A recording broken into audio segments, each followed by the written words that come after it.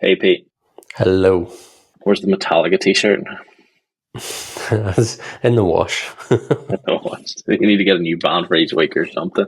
Sponsored by the Red Hot Chili Peppers. I have a chili peppers one actually. I should get it on. You get out for next week. So, IdeaPilot, lots more sign-ups, lots of changes. What's been the highlight for you this week, or how honestly do you think things have gone with it, or what's your thoughts on it? I've been impressed with the sign-ups, and we're getting featured in newsletters and things like that, and that's been just drips and drips more sign-ups coming through. There's been certain points through the week where like we have our Slack channel set up that alerts us every time there's a sign-up and things like that, and we've had points where I've considered muting it because it's just going ping, ping, ping, ping, and the signups have definitely been good. The highlight for me has been seeing this generator feature. So when we launched the product, we launched with the concept of having a big idea bank of pre-validated ideas and matching people to those ideas. And then we kind of took it a step further where we literally take all your skills and your profile and generate you bespoke ideas just for you. And the results from that have just been incredible. Like there's genius ideas coming through from that were never even possible with this bank of a couple of hundred ideas. And so we changed the full focus of the product just to go after this generator. So we looked this week at onboarding flows. So as soon as you sign up, we force you to go through and fill out your profile. Then we force you through this generate ideas step, because that is ultimately where we see the value in the product and how the wow moment, so to speak, of the product is seeing these ideas generated just for you based off your tastes, your hobbies, your goals, your skills, all of that. And so I think changing focus, and it meant we needed to go through the whole product and change the UX of everything and even the landing page completely, because we've flipped the idea entirely to a more valuable one. That to me is kind of been the focus, launching all that stuff. Has there been any, would you say, user type that has been more engaged? Obviously, we're in one particular newsletter, but there does seem to be, right now, I suppose it's, who have you seen kind of engaging the most? It has been developers, hasn't it, really? Yeah, I think it's been a mixture, but the initial launch, I think, because I was able to leverage my audience with RapidRuby and that Ruby developer type audience, we were kind of able to share this product because we knew it'd be useful for them also. And so we did get a bunch of kind of crossover there and people from that channel coming across to IdeaPilot. So certainly the signups have been heavy from a developer perspective, but from our other channels and from our content from LinkedIn and Twitter, we've been getting other types of people as well. And like surprisingly, which is awesome, we've seen, because I'm saying this as a developer in tech, you barely ever see women. And we're getting a bunch of women signing up for this thing as well, which is great because it's great to see a much more broad mixture of this stuff in business than just tech developers, that sort of focus. So I've been impressed with all of that and happy to see that there's a mixture coming through too. Yeah, the age of the tech bros, definitely. Not that it's over, like it's still a very disproportionately kind of skewed, but it's good to see that we're having more of a mixture, which is positive. And it kind of brings me on to, we ask everybody for what's their goals, what is it, why are they coming on here, what's their curiosity, and it has still been 9 times out of 10 to build passive income. Like, I mean, that seems to be, and we've obviously tweaked a little bit of the marketing side towards that as well. But you mentioned one thing there, you mentioned RapidRuby. What is that? And obviously, I know that's passive income, but I'd like to explain how you're able to do that, because for me, that is passive income tick box. You've been able to achieve that. So, like, tell me a little bit more about that. Yeah, totally. So rapidruby.com is one of my kind of side projects or side passions, maybe you could call it. And it started out with a YouTube channel of me looking at creating screencasts, teaching people about Ruby on Rails. And the main target of that is like junior to mid-level Rails developers, trying to help them level up to senior level, just trying to share my experience and my knowledge around all of those things, new technologies, new frameworks, new gems, all of that, and distill all that down into video content on YouTube. That's kind of where it started.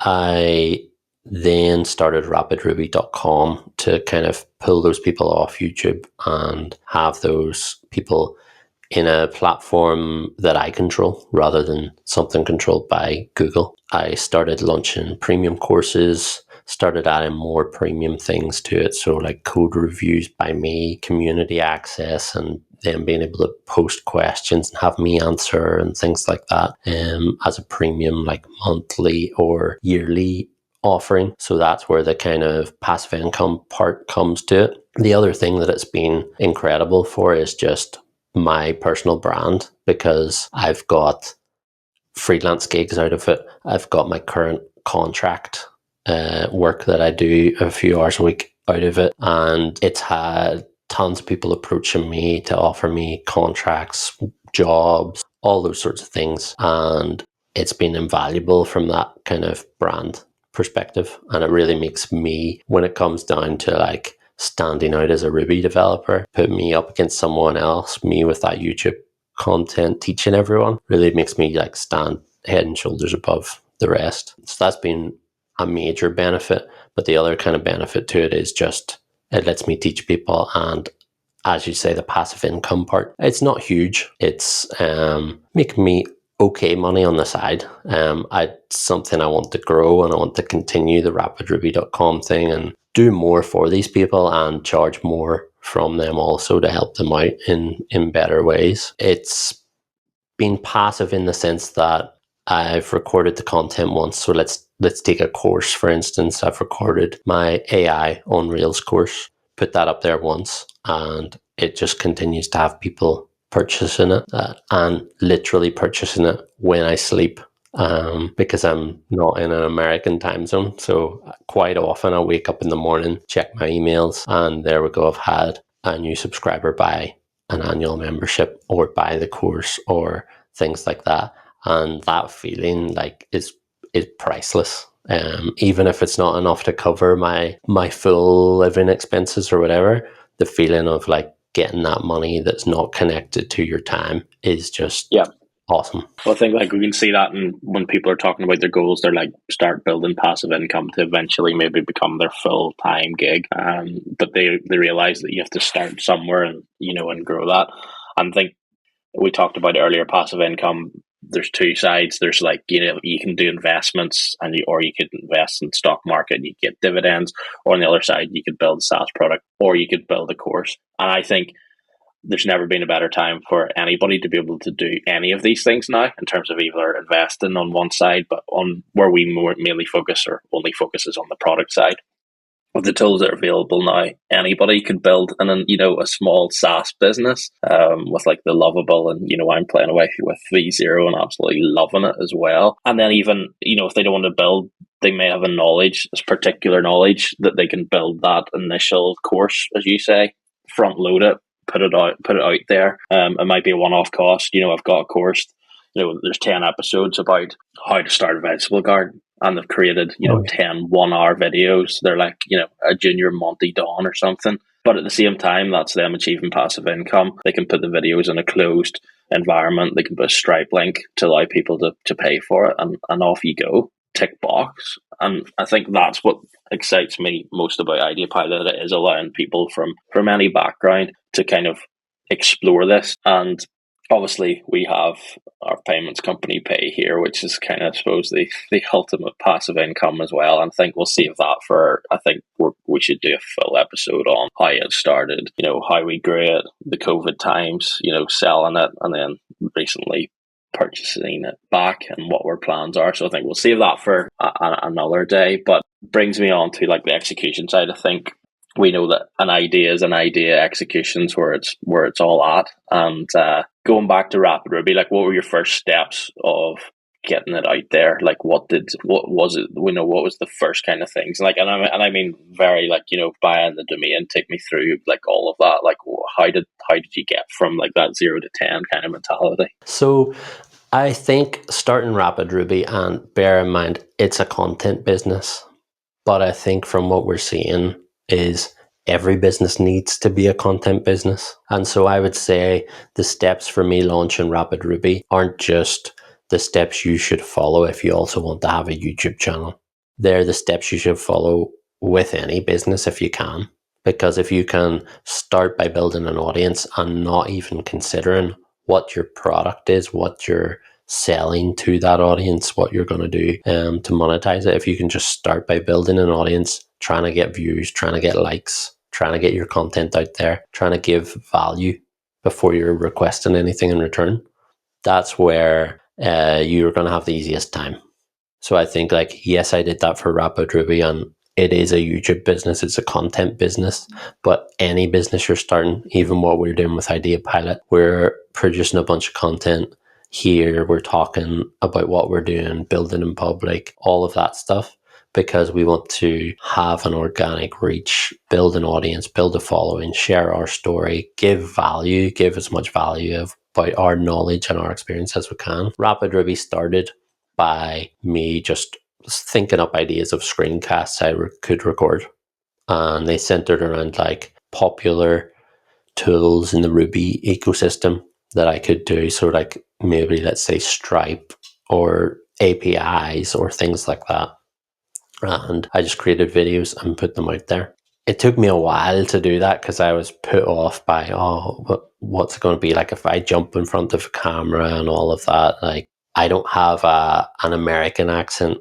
Is that going to put people off? Would they rather listen? Because the biggest part of the community is American, essentially. Are they going to be put off listening to my Northern Irish accent? And that's such a stupid thing to be worried about. Like, such a stupid thing to put you off, but that did initially. I don't care at all about jumping in front of a camera now and pressing record, but in those early days it was certainly intimidating, and I think that was the biggest hurdle to get over. In terms of naming, I think back then when I started, this was like 4 or 5 years ago maybe, AI wasn't really where it is now with these large language models. So I was using some kind of like name generator services online and just trying to piece together different words while also checking hover for domains. And I think I came up with the rapidruby.com domain, found the .com, and was like, that's important for this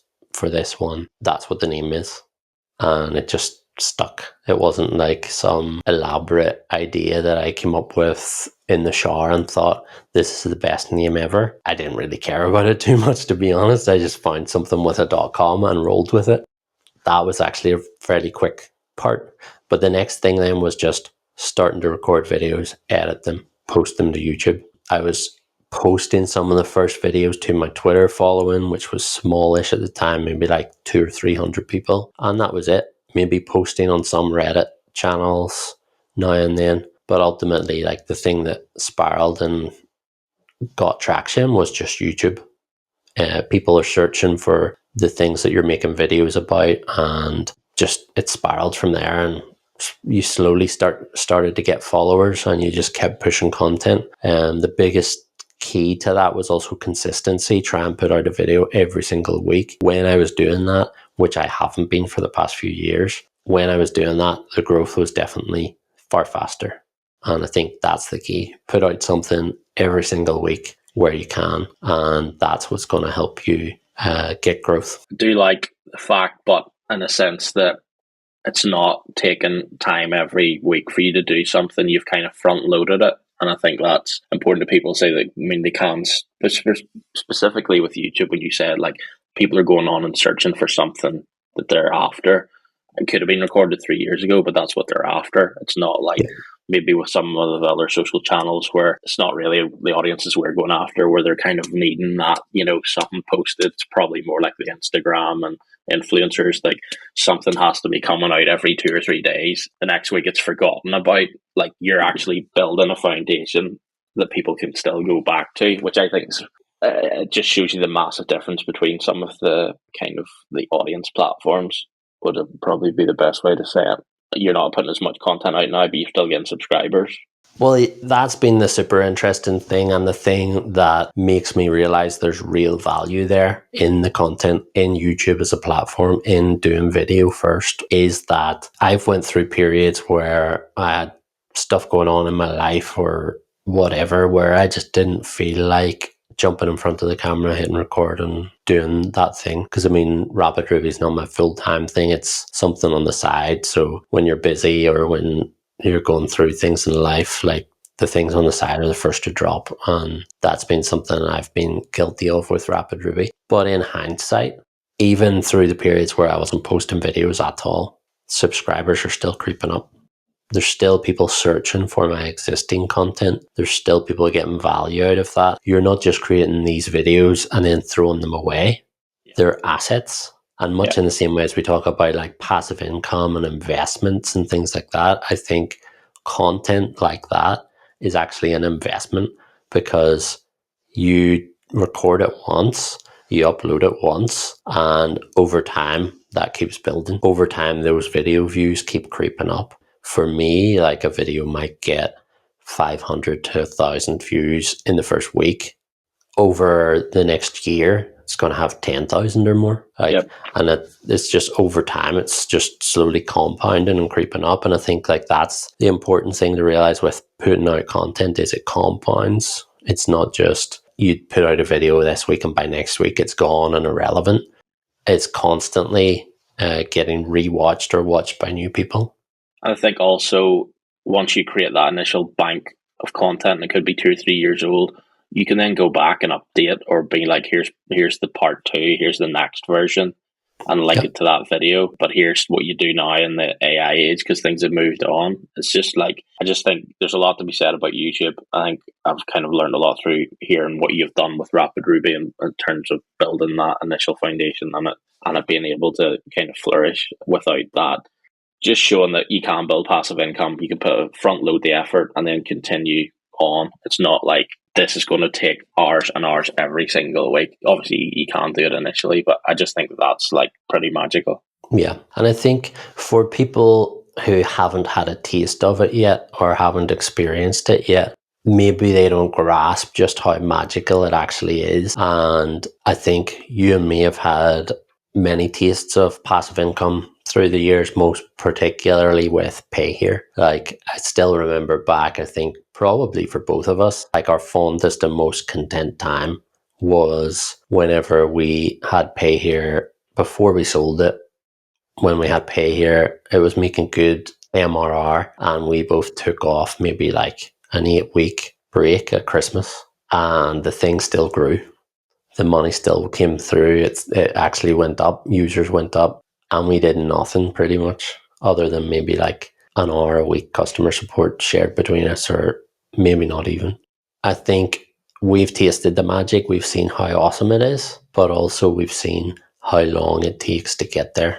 And that's something I would ask you is like, what's your experience of growing MRR? And does it seem like an overnight success, or how difficult is it? Because we've all these people, especially with IdeaPilot, wanting passive income, getting the ideas to start things, but maybe they don't know just how difficult it is.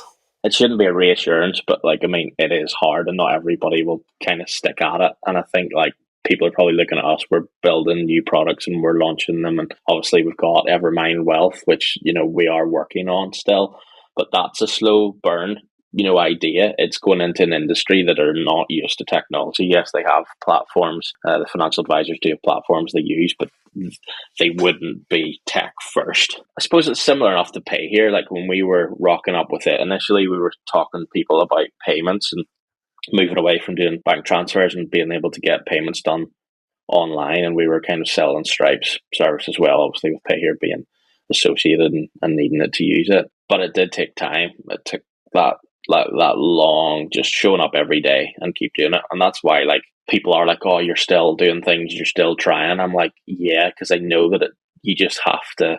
I don't know, maybe people be like, oh, you're silly, but I'm like, I'm now comfortable just to keep showing up. I'm not like, oh, frig this, I'm out of here. Like, I've tried it, it's not working. I know that you just have to keep on going, and you keep on going because I've tasted it, I suppose, before. we tasted Payhere getting to enough monthly revenue that it was supporting both of us and another, employee as well at that time. That's another question for that other episode, whether we should ever have sold it. Spoiler, probably not. like, Probably not. because the momentum was there, and obviously, it would have been a very different product today if we'd have kept on that momentum and kept building. I think, it probably wouldn't look like what it is today, which is similar to what it looked like when we sold it. I think it would be probably radically different. So, that was a learning point. Yeah, I think there is a lot just to be said about turning up and keep doing it. And you said something like you're able to build 10 times faster, but your customer hasn't changed buying habits 10 times faster.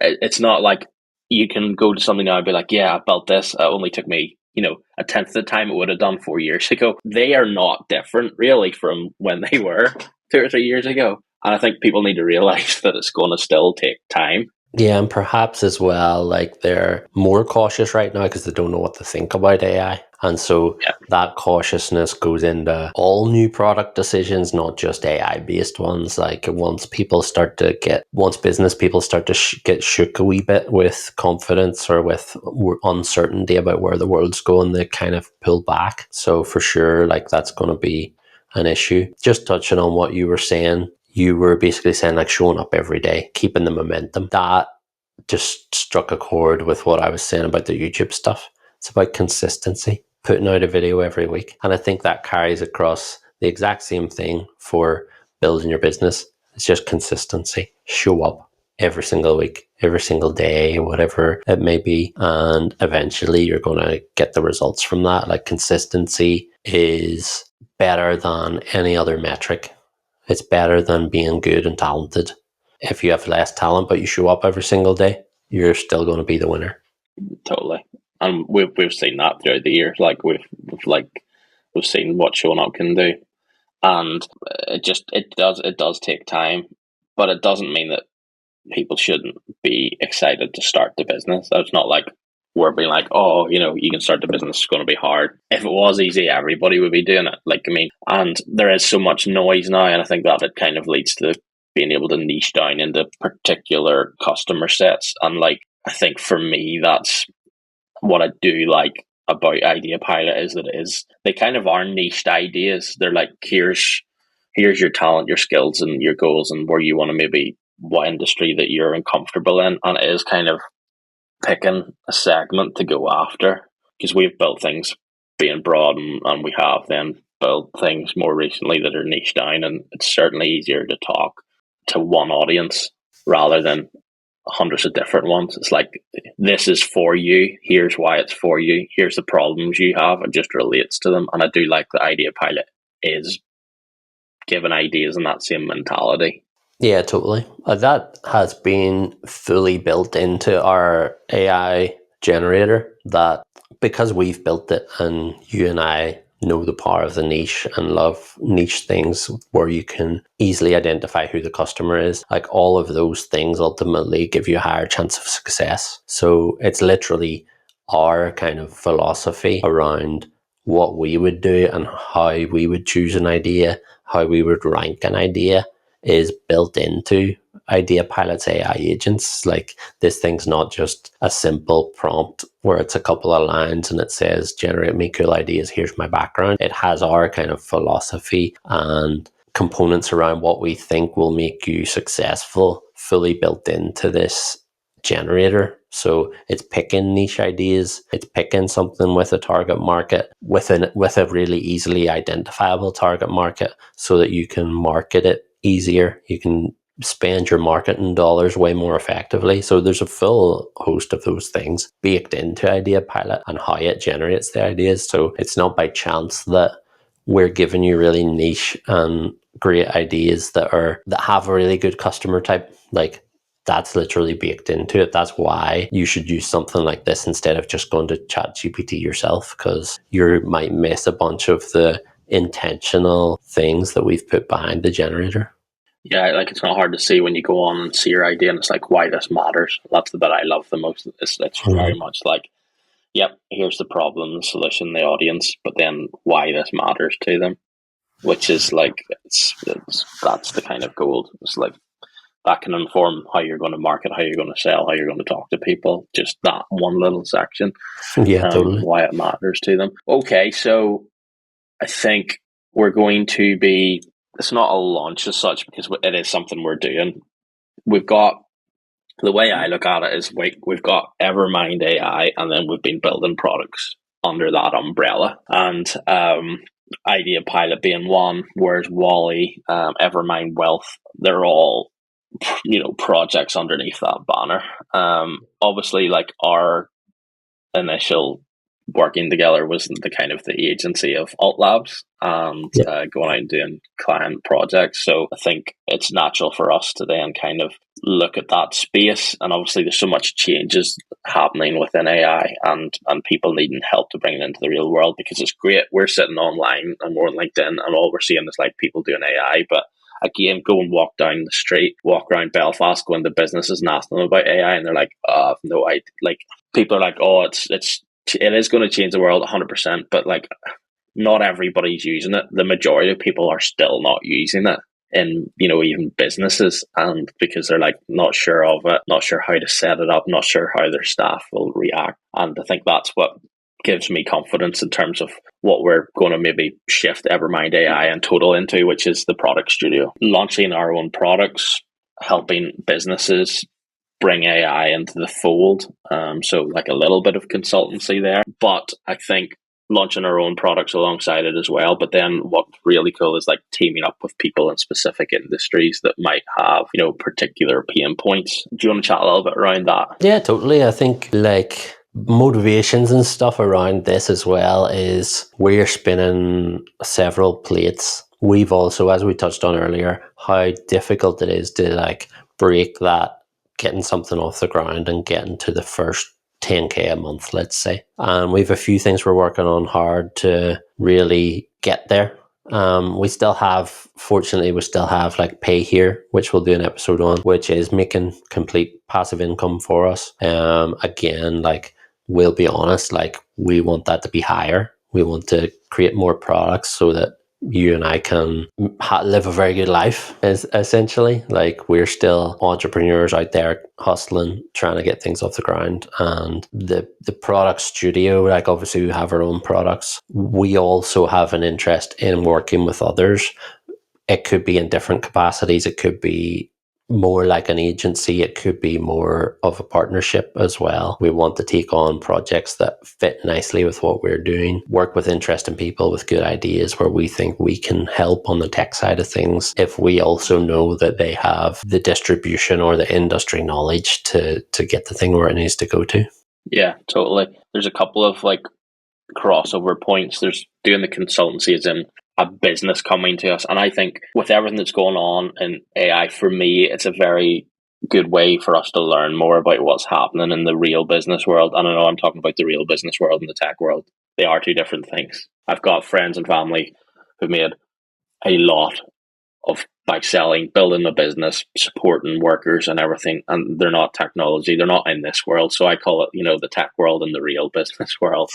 Yep. For me, it is different. But like, the best way for us to learn how to solve problems for people is by doing little bits of consultancy. To a business coming along and saying, I'm interested in using AI, I just don't know where it would fit. Us looking at their workflows, where could we automate it, where could we supercharge their employees? We're not like, oh, we're going to wipe out all your employees. We're like, no, how could we superpower your employees to do more, to do better work? But that allows us to learn. We're product people, so like, when we're solving that problem for someone, we'll be like, oh, okay, there's repetition to this. We've helped 5 businesses in the last 2 months bring in automations for their customer support or their marketing or their sales or their outbound.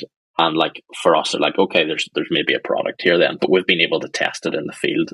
We're able to then see the problem and see what helps. And I think that's never been as vital now. Obviously, when we were doing Alt Labs and it was agency, it was building products. Whereas with everything happening in AI, I do think there's a big learning curve about how it'll interact with the business, but how employees will react with it and what training and support they need for it to be a success, and not just like we tried to bring AI and it didn't work. It needs to be a success. So like, how do you support the employees, and how do you skill and train them to be able to use it? And I think we're going to see quite a lot of gold in there that could spin out into products. For me, that's what I'm really excited about. Is like, how do we help these businesses successfully integrate AI into what they're doing to give them more efficiencies to hopefully, let's face it, increase their bottom line. That's what, ultimately. And it's like, businesses are in business to make money. It's great to say, oh, we're in it, we're saving the world, we're doing that. That's fine, that's great, fantastic. But the majority of businesses are there to make money. Yeah. Not, on these missions. Obviously there's the two go hand in hand sometimes, which is great, but I think that's, for me, going to be interesting and open up a lot of other avenues for us. Totally. I think that wraps us up for today, Pete. What do you think? Yeah, I think so. I think we touched on most of what we've got going on right now. So it was good. And I think we definitely need to do the Payhere, talk about Payhere, and in some of maybe the next episode, and then start bringing other folks onto this as well to get their overview and opinion on what's happening out there in the world. Yeah, for sure. Cool. Until next time, dude. Bye bye.